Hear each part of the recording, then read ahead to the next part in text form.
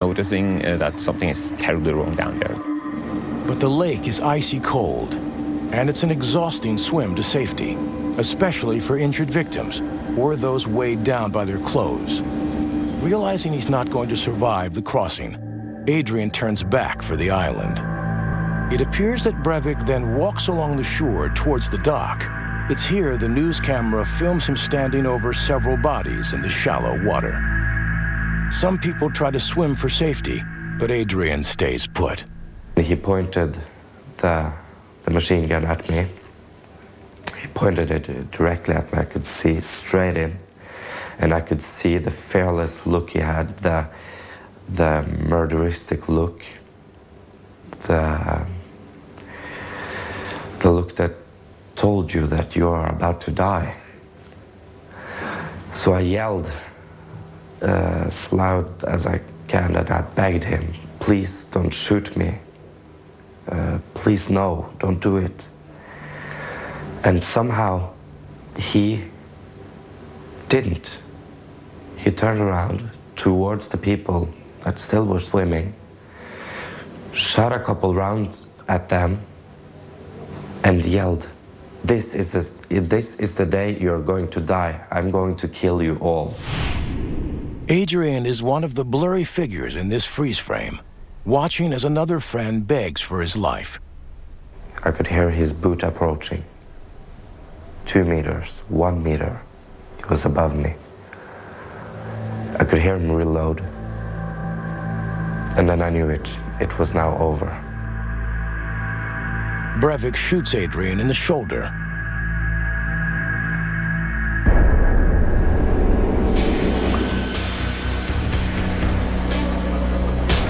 Nearly 6 p.m., an hour into the rampage, Adrian plays dead, hiding under the corpses of his fallen friends. Back in Oslo, emergency personnel are dealing with the country's worst domestic attack since World War II. Breivik's multiple attacks are stretching the capital's security and emergency services to their limit. Breivik carries on his massacre with an eerie and menacing sense of calm. One has to look at the deadly effectiveness of everything that he did. There's no evidence at all that he lost control, that his mental state had deteriorated or anything like that. This was a man that remained totally in control. It may be that as time went on, there's some suggestion that he was deriving satisfaction, the allegations that he cheered when he was actually killing people. But in general, that was not to an extent that he was losing control of himself. Everything was running like clockwork.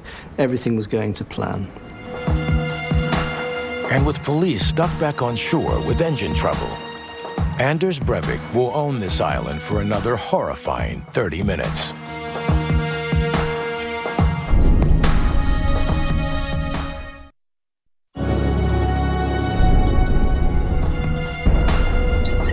At 6:25 p.m., after a killing spree that lasted a horrifying 90 minutes on the rustic Norwegian island of Utøya, 2 squads of counterterrorism police arrive from Oslo.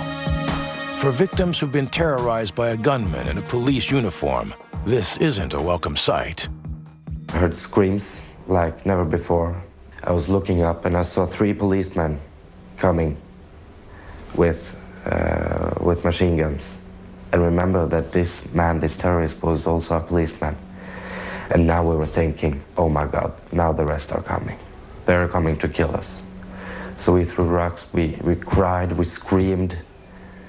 But we all realized very fast that when they started to help us with our wounds, that these were real policemen. And that they were there to help us. I heard people outside that were screaming, yelling commands at each other, you know, go, go, and stuff like this. I don't remember exactly what they said, but something to that effect, and that was very reassuring, and I could just wait for them to just, you know, break in. And that was just a moment of extreme relief. And even more so when they came into the room that I was in, and they finally, you know, accepted that there was only 2 civilians there. To come out in the living room and just seeing, you know, 35 of your comrades, none were dead. It only takes police a few minutes to find Breivik. Etter hvert så kom vi over i mer skogsterreng, og brått foran oss så står gjerningsmannen med hendene hevet høyt over hodet. His cooperative surrender doesn't fit the pattern of a terrorist or a spree killer. Men like Thomas Hamilton, who in 1996 shot dead 16 Scottish schoolchildren and their teacher in Dunblane, and then killed himself. Or Eric Harris and Dylan Klebold, who carried out the Columbine High School massacres in 1999. They also turned their guns on themselves. Of course, what's interesting about Breivik as a spree killer is he doesn't take his own life.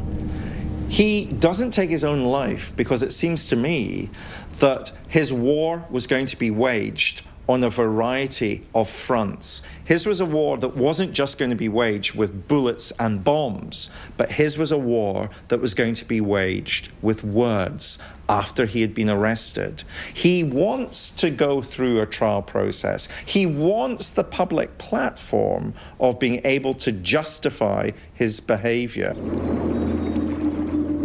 With Breivik arrested, police check the island for other gunmen and begin tending to the survivors.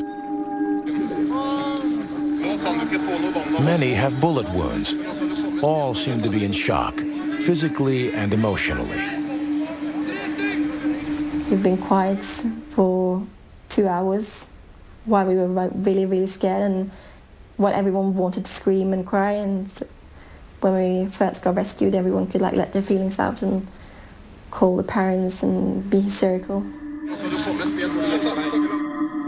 The aftermath is haunting. The carnage, unfathomable. Fallen bodies are everywhere, 69 in total. A few are adults who volunteered at the camp.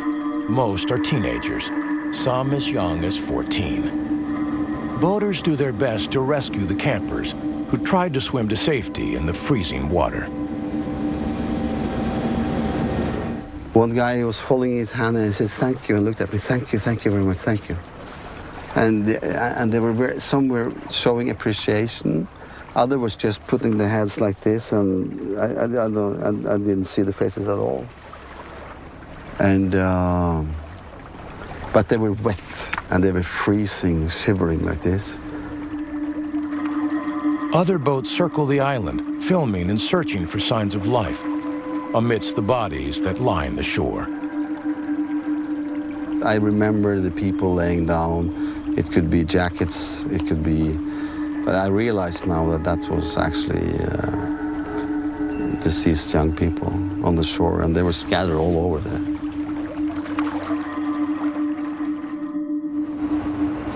By now, Breivik is under armed guard in Oslo and issues his first statement through his lawyer. Has he shown any remorse or any regret for what he did? He said it was necessary to start a war here in Europe and throughout the Western world. So he's sorry that it was necessary, but it was necessary, he says. Breivik's lawyer says his client is rational, but is he sane?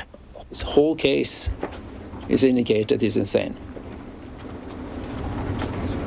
But does he say he's not insane? That he's insane. But does he say, have you asked him, are you insane? He's in a war, and he says that the rest of the world, and especially the Western world, don't understand his point of view. But in 60 years' time, we all will understand him. Maybe the war lies deeper within Breivik's psyche. Breivik's not hearing voices, seeing visions. And therefore, I think we have to look at the personality disorder that might be driving his behavior. Perhaps we're dealing with that kind of cluster B personality disorder, somebody who's narcissistic, someone who demonstrates black and white thinking, and clearly somebody who's going to make a big, grand gesture so that everybody's going to stand up and take notice of him. Some experts believe his obsession with the medieval Knights Templar is critical to understanding Breivik's behavior. One of the key